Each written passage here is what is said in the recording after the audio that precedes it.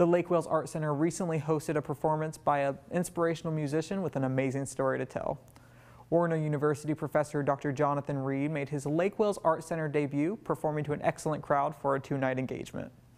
Born partially deaf with a hearing loss in one ear, he managed to still learn how to play the piano and overcome obstacles that could have hindered his career. In his performance, he played character pieces and hymns to show his praise for the blessings that he's received. Here's more on his story.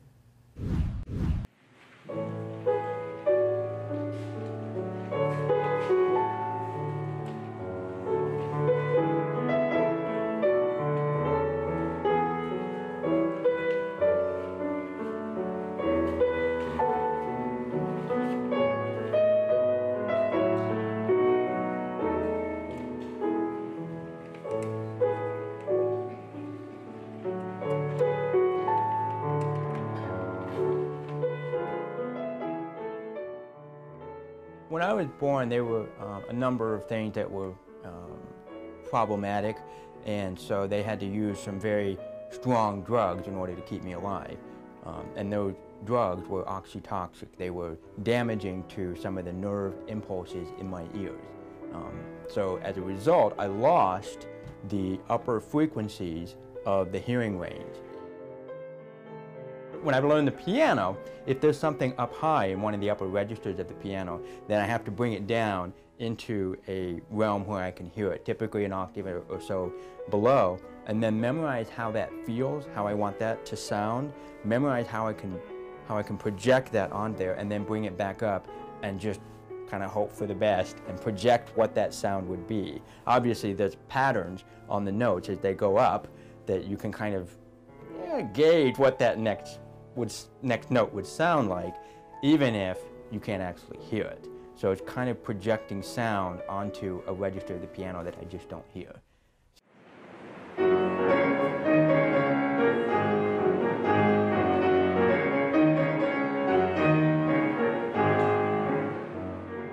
In relation to the hearing loss, it's been a little bit of a journey trying to understand how other people hear what I'm putting out there, because my experience listening to the music that I'm producing is just a little bit different than what you're actually hearing on the other end.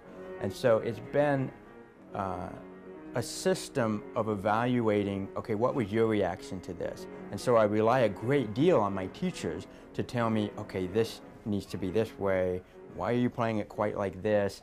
And it'll usually be related to something with my hearing loss.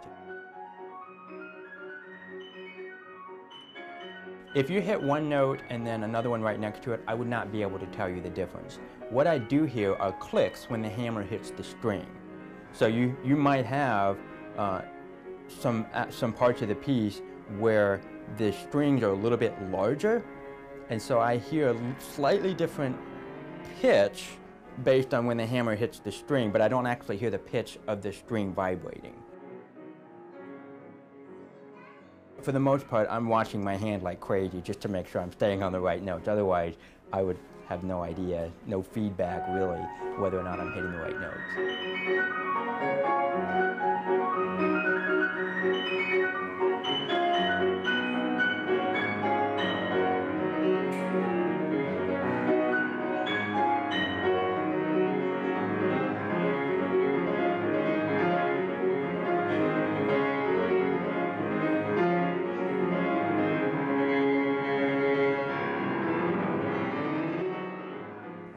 So I started taking piano when I was 8, and then really just progressed to the point where I really enjoyed what I did. I got past that initial, oh man, this is really hard type thing, and then just really started enjoying what I was playing, experimented with lots of different types of chords, and I was always fascinated with the sound of the piano and what I could produce, finding chords and progressions that made sense to me or that were new or exciting, and that always kind of drove what I was performing. And there was always another piece that I wanted to learn, and so I'd have to learn that, and I would have to develop my technique. And so I started entering competitions, and then in high school, and ended up practicing anywhere from 2 to 4 hours a day, and just kind of became part of my identity, and started playing in church and lots of other venues as well.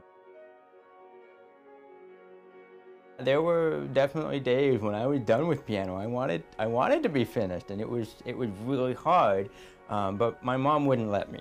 And so she said, until you're 14, then you can make a decision about whether or not you want to play piano. So I had to take piano lessons up until I was 14. And so that got me over that 2 to 3 year hump where most people quit and it gets too hard and that sort of thing. Of course, by the time I'm 14, it's become my life at that point. So I can't quit at that point. So I just continued on.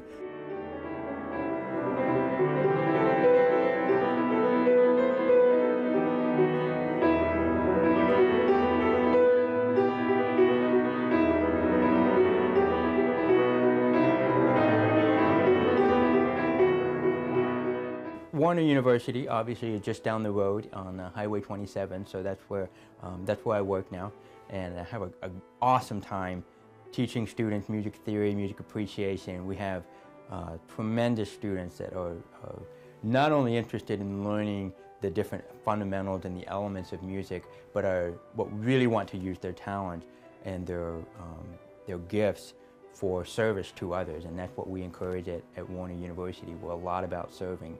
So this is kind of my way of helping to serve the community and bringing in that Thanksgiving spirit.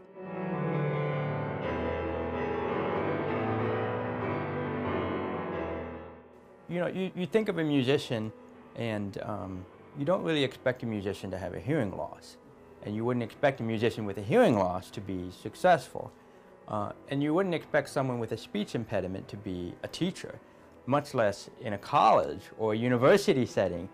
And so I look at where I am and the difficulties that I've faced, and it's really been the grace of God that I've gotten to where I am. Because in any other setting, it would be very frustrating to have these abilities if it had not been for the different avenues that God has opened up in my life, for the different careers and the opportunities that He's given me to pursue these many different degrees. This is a personal concert for me because I get to give back to the God that has given me many of these gifts and abilities, that even despite the challenges that I've had with the hearing loss and the speech impediments, that He's given me this success here in Polk County, and I really owe it all to Him. It's not of my doing. I put work and effort on, obviously, but that's just being a steward of the different gifts and abilities that He's given me. So I'm able to give back to God what He has, in a small way, what He has so richly blessed me with. What I hope to communicate to people when I play or when I perform and when I speak is an attitude of gratefulness for what He has done in my life, because without Him I would not be here today standing before you, even from birth, from Him guiding me through that all the way up until now and giving me these different opportunities. And I definitely hope that's a source of hope and faith for people who are struggling, for maybe going through really difficult times and kind of feel like they're behind, like they're set back, or they have these difficulties. But there's just been a tremendous amount of rejoicing in what God has given to me, and I really hope that people can see that in their own lives in some way, and I hope to communicate that as I play.